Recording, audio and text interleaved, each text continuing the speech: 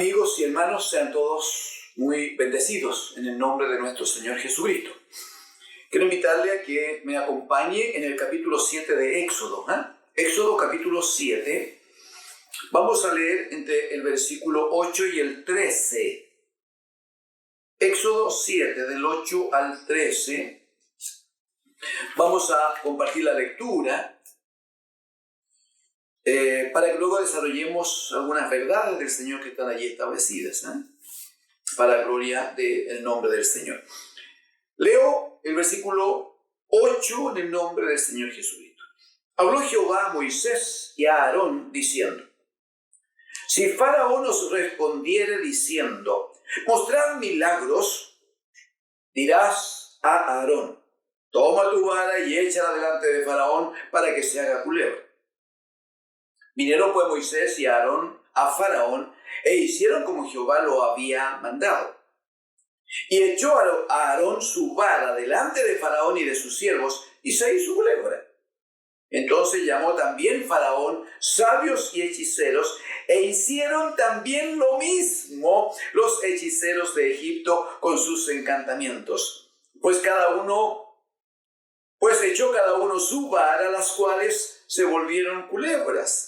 Mas la vara de Aarón devoró las varas de ellos. Y el corazón de Faraón se endureció y no los escuchó como Jehová lo había dicho. Amén. Amén al Señor. Queremos hoy día, amados hermanos, mostrar algunas porciones de la Escritura aquí en Éxodo. ¿Cómo es que Dios usa a Moisés puntualmente y a Aarón, su hermano, para establecer quién es Dios, quién es el Señor? De tal manera que quienes hoy dudan, quienes hoy no tienen una convicción respecto de la necesidad que todo hombre y toda mujer tiene de venir al Señor, de acercarse a Dios, esperamos reciba por esta palabra un trato del Espíritu Santo y reconozca que hay un solo Dios. Y Él es nuestro Padre para todos los que hemos recibido a Jesucristo en nuestras vidas. Mire, quiero para que disponga su corazón y entremos al examen que queremos hacer este día. Quiero invitarle en primer lugar, a que me acompañe. Deje marcado Éxodo, por favor, en el capítulo 7. Pero me acompañe al Salmo 96. ¿Qué le parece? Salmos número 96.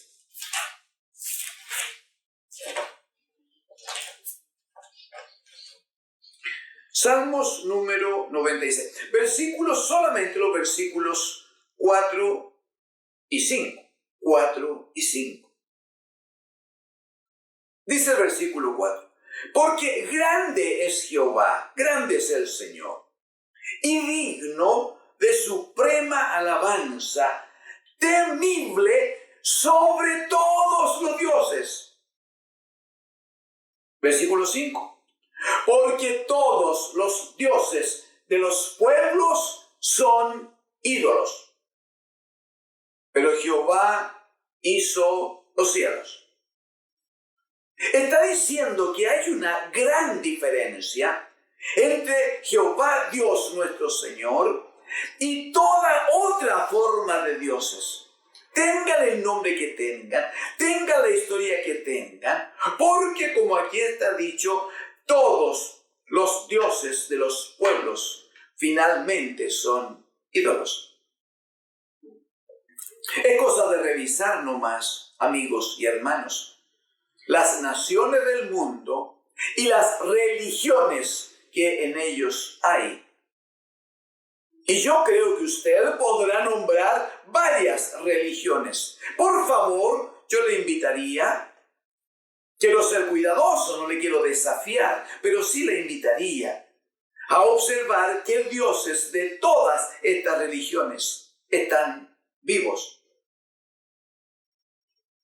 ¿Y cuál es la manifestación de poder que tienen dichos dioses?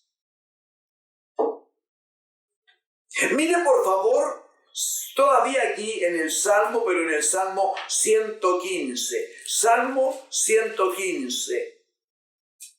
Mire por favor lo que está dicho en el versículo número 3.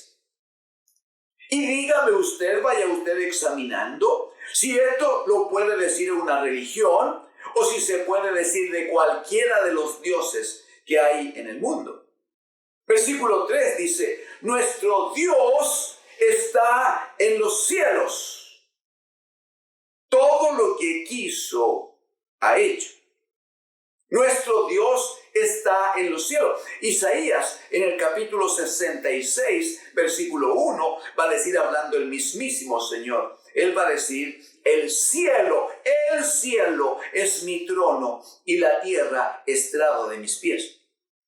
¿Dónde está la casa que me han de edificar? Va a decir. Si mi mano hizo todas las cosas, ¿qué podrían hacer ustedes por mí? Pero Él dice, en el cielo está mi trono. El Salmo número 24 va a decir, del Señor, de Jehová, es la tierra y su plenitud, el mundo y los que en él habitan, porque Él la formó sobre los mares y la firmó sobre los ríos. Ese es el testimonio que tenemos del bendito Dios de los cielos. ¿Qué se puede decir de los otros dioses? Que, como leíamos en el Salmo número 96, los dioses de las naciones, los dioses del pueblo son ídolos. ¿Qué se dice de ellos? Por favor, aquí en el Salmo 115, el verso número 4, dice, los ídolos de ellos son plata y oro, obra de manos de hombre. Siga conmigo. Verso 5, tienen boca. Por favor, diga si en esto no hay verdad de Dios. Tienen boca, mas no hablan. Tienen ojos, mas no ven. Orejas tienen, mas no oyen. Tienen narices, mas no huelen. Manos tienen, mas no palpan. Tienen pies, mas no andan. No hablan con su garganta. Verso 8, semejantes a ellos son los que los hacen y cualquiera que confía en ellos. Semejantes a ellos son los que los hacen, pero también los que confían, los que se rinden, los que doblan sus rodillas delante de ellos.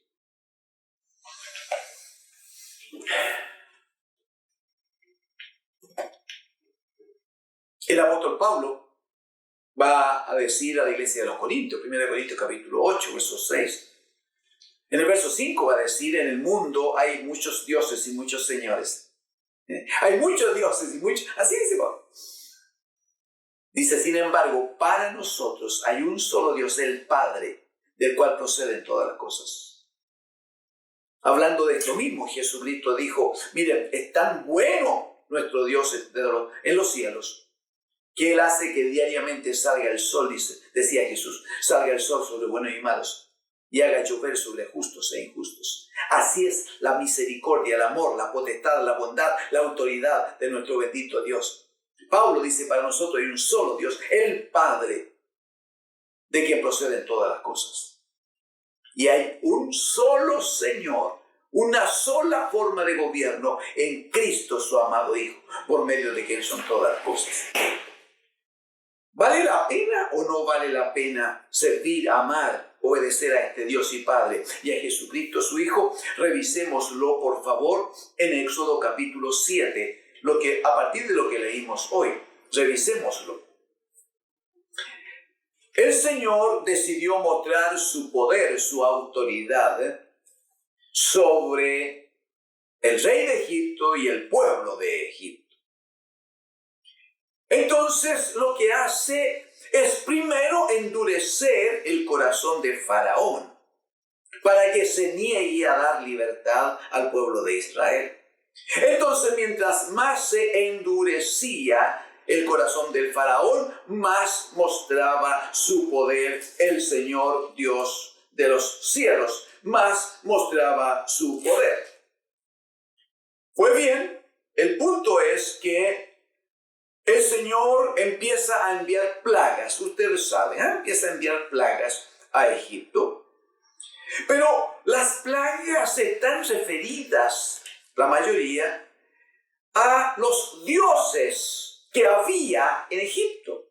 Eso es lo interesante. No era solo una gran muestra del poder de Dios. Sí, había mucho poder, pero que eso no es una cuestión que se discuta por si acaso. Yo no conozco a nadie que no sea de los más necios. Como dice la Escritura, dice el necio en su corazón que no hay Dios. No conozco a nadie que teniendo un poquito de inteligencia discuta la existencia, ni el poder, ni la autoridad de Dios. No. Solo que a la gente le gusta servir a otros dioses, porque esos otros dioses, como no hablan, como no escuchan, como no pueden moverse, no tienen ninguna exigencia de vida para el que los adora. Pues bien, el punto no era solo mostrar que Dios tiene poder, no, también había que mostrar que los ídolos, los dioses a los que servían los egipcios, no tenían ningún poder ni ninguna autoridad. Por ejemplo, en el capítulo 7, los amigos y hermanos que tengan su Biblia a mano, me acompañan, es poco lo que vamos a leer, solo queremos mostrar lo que dice la Escritura. En la figura, para que usted después lo vea con quietud.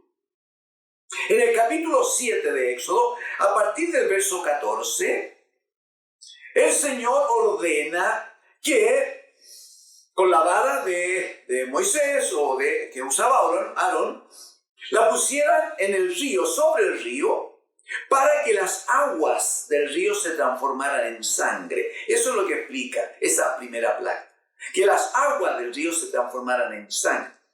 ¿Qué iba a provocar eso? Que la sangre iba a ser inútil, que el agua, que a esa altura iba a ser sangre, iba a ser inutilizable. ¿Quién iba a poder beber? Pero además, todos los peces y todos los animales que vivían y dependían del río Nilo iban a morir. O sea, la destrucción era terrible. ¿Y por qué era importante lo que pasaba? ¿Y por qué la primera plaga partía por el río Nilo, con las aguas del río Nilo? Bueno, primero usted sabe que el río Nilo mismo era considerado como un dios, porque alimentaba, decían ellos, este gran dios es el que, por causa de la crecida del Nilo en el invierno, dice que él dejaba, crecía. Y cuando las aguas se retiraban, quedaba como una amalgama sobre la tierra, ¿no? Que eso hacía que las tierras fueran muy fecundas. Y la producción y los árboles y todo lo que se sembraba daba muy buen resultado. Entonces decían ellos, el dios Osiris, ¿no? Es el que a través del Nilo, del río, nos alimenta, por lo tanto, he aquí nuestro Dios. Ellos adoraban el río como un dios. El Señor ordena que por una acción de su palabra, entonces las aguas de ese mismo río se transformen en sangre. Y no solo los habitantes de Egipto no puedan usar esas aguas para tomar o para bañarse. No solo las pueden usar, sino que además esas aguas convertidas en sangre provoquen muerte absoluta de todos los animalitos marinos que habitaban allí en el río. La pregunta es, ¿qué hizo Osiris? Y la respuesta es, a causa de que era un ídolo, no pudo hacer absolutamente nada. Si usted lee los versículos, se va a dar cuenta que luego de 7 días, lo que hace el faraón es mandar a buscar urgente a Moisés y a Aarón para que oren por el pueblo y para que esa plaga sea quitada. El Dios de Egipto nada pudo hacer. En el capítulo 8, a partir del primer versículo, hay una segunda plaga que tiene que ver con que el mismo río Nilo iba a producir una cantidad tan impresionante de ranas, tan impresionante, que si usted pudiera acompañarme en el capítulo 8, dije, a partir del versículo 3, mire cómo se iba a dar la cosa. Dice el río, pues hermano, el río que se adoraba como a Dios.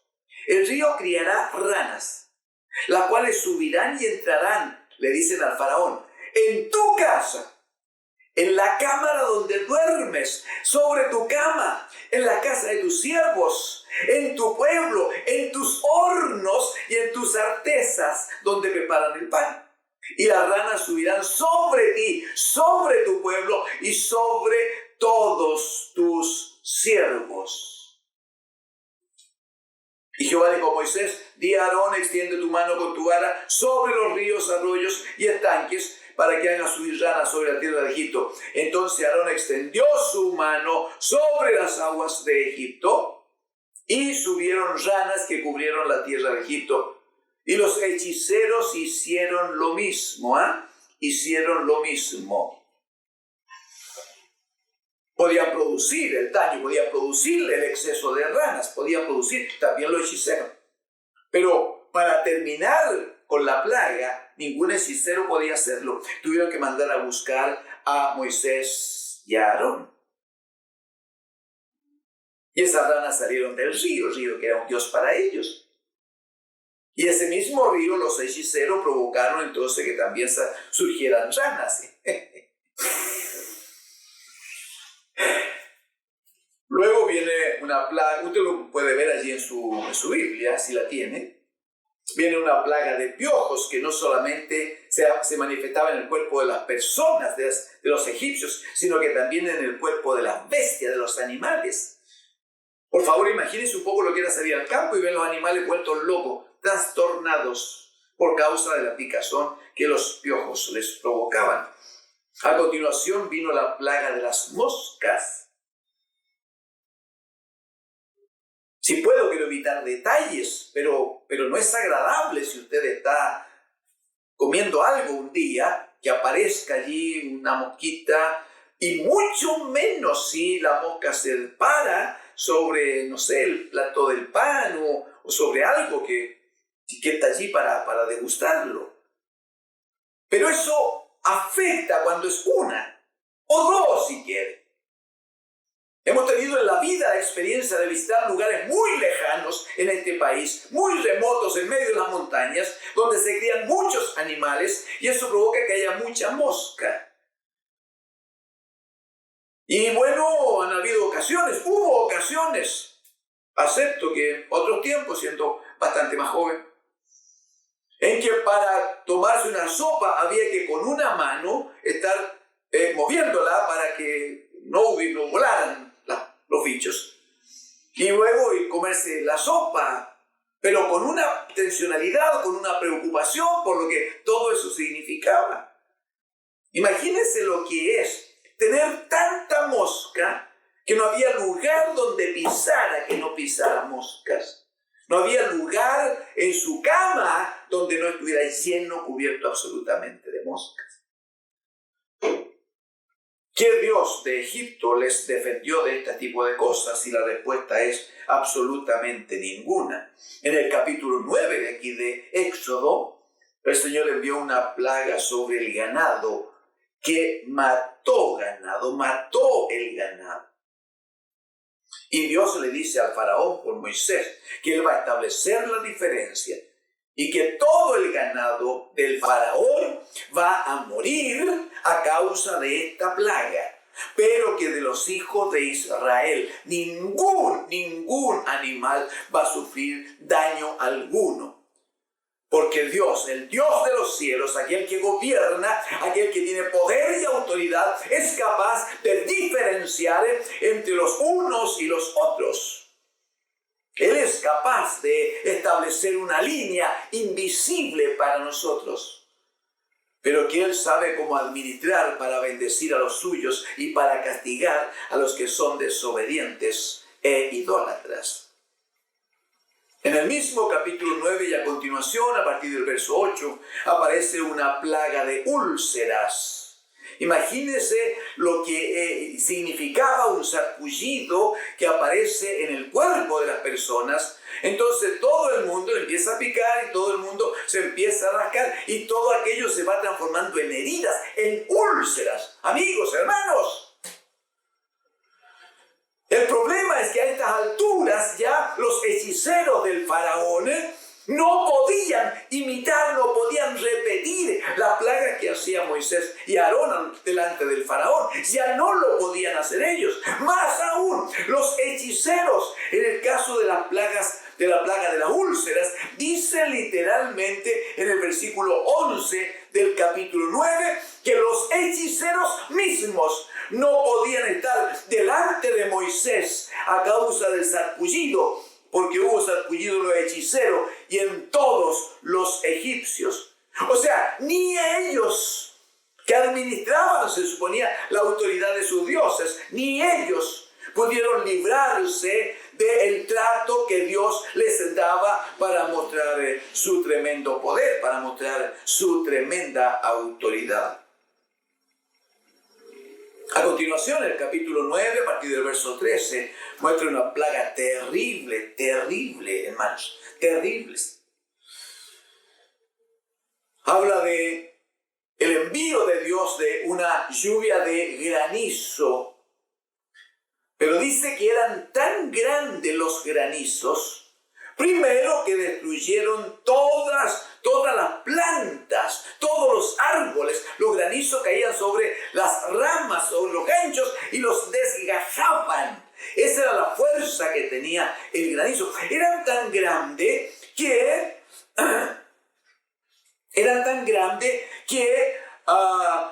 la instrucción de Dios para Faraón y para su siervo es: todo lo que tengan criados en el campo y animales en el campo, tómenlos y guárdenlos, escóndalos. No pueden estar en el campo porque el granizo, que la escritura va a decir que además venía acompañado de fuego, el granizo iba a matar todo animal que estuviera en el campo.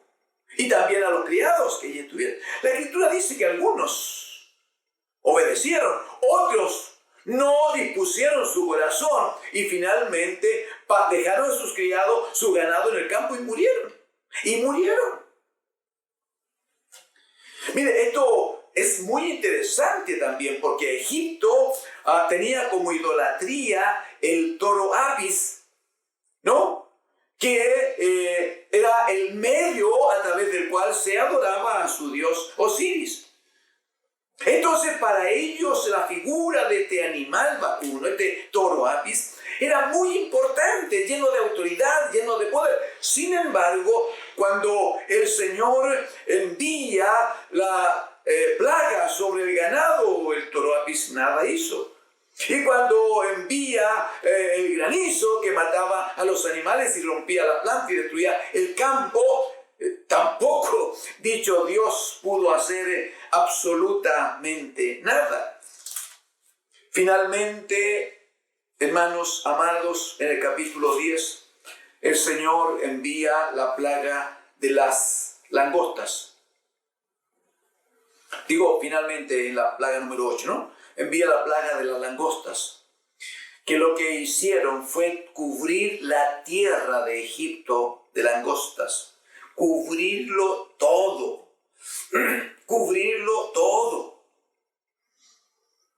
de tal manera que no pudiera desarrollarse ninguna actividad, porque las langostas lo destruían todo, lo comían todo. Lo que había quedado del granizo se lo comieron las langostas.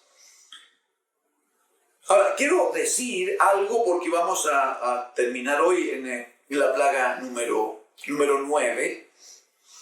Quiero decir que dentro de los dioses, algunos que hemos nombrado, dentro de los dioses que había en Egipto, el faraón mismo, él se autoproclamaba Dios.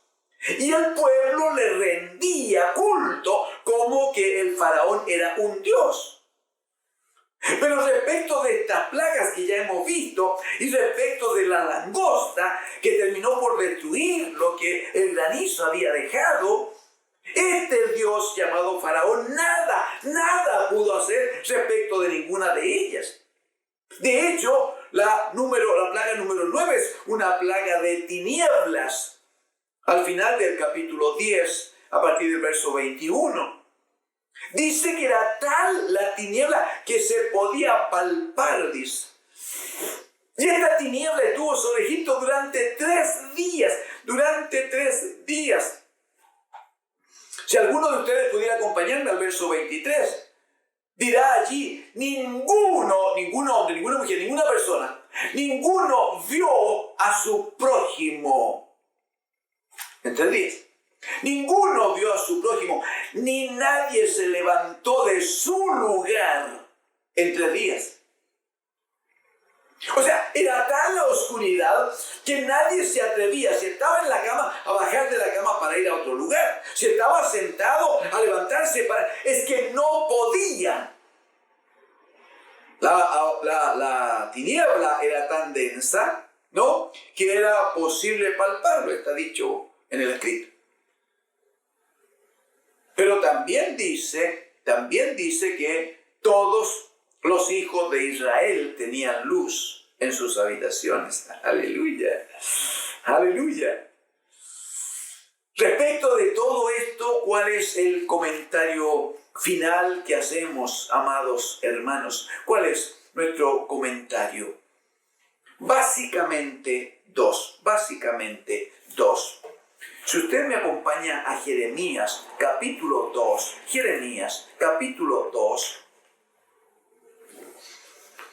el versículo 11 deja planteada una pregunta que necesitamos responder.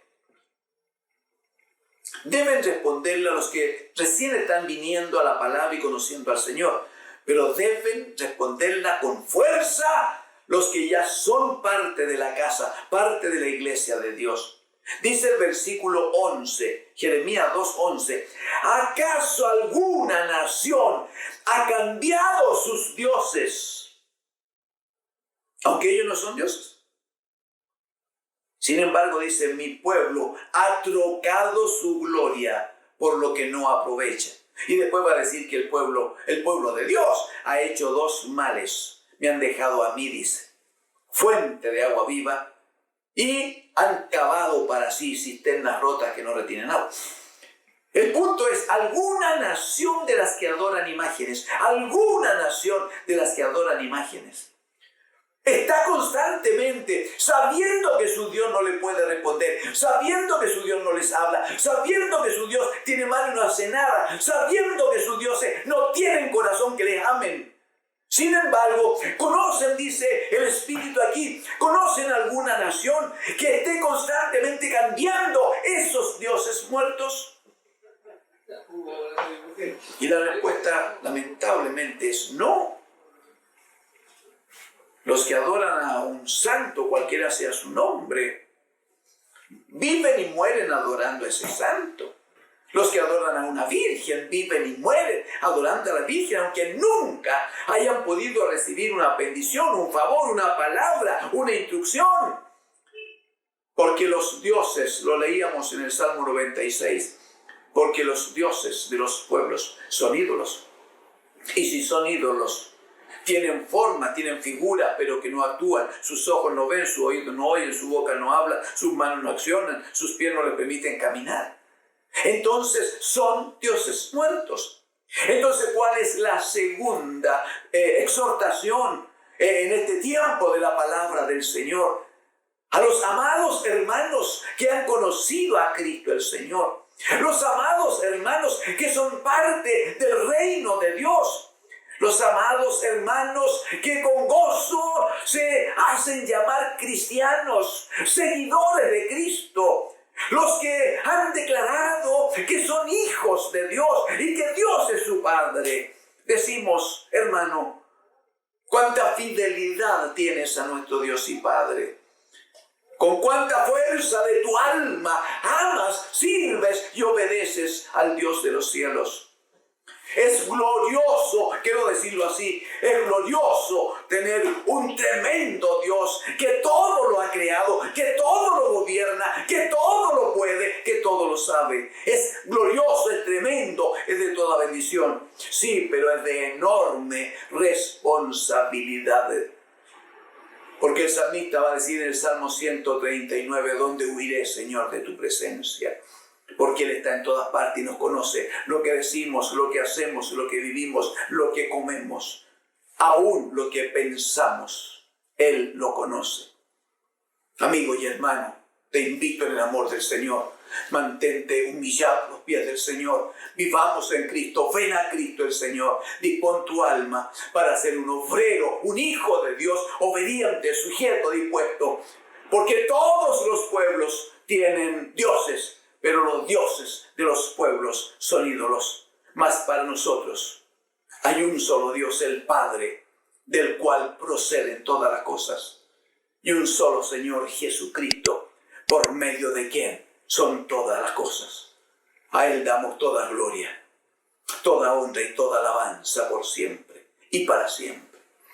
Amén. Al Señor.